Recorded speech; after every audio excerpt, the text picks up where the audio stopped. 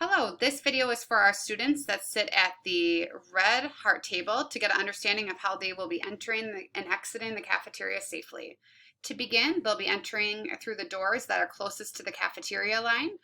They will place their mask bag into the basket that is located on the floor. There will be a red heart on it, and you will continue to your lunch table if you have a cold lunch and have a seat.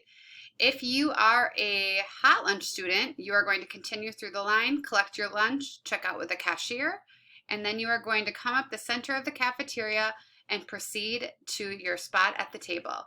There will be numbers and letters on the chairs to signal where they are open seats to sit. I would like to draw your attention to this star table. This is an allergy aware table where students that are assigned to sit there will sit. Additionally, it might be a spot for a student that is eating hot lunch only. Your lunchroom supervisors will communicate with you regarding that need. When you are all done eating lunch, you are going to proceed. Once it's red cup, you will follow the directions of the supervisor.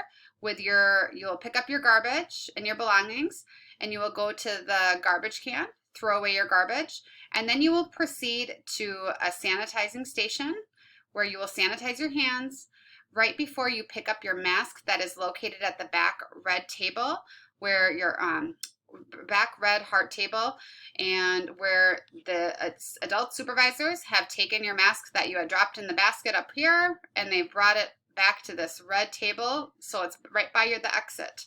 You will then pick it up and walk out the exit with your mask. The adults will have you stop, and we will follow the mask procedures to put our masks safely back on with our clean hands. Thank you for watching this video, and I hope that it helps in understanding how we will be entering and exiting the cafeteria for the Red Heart Table students. Thank you.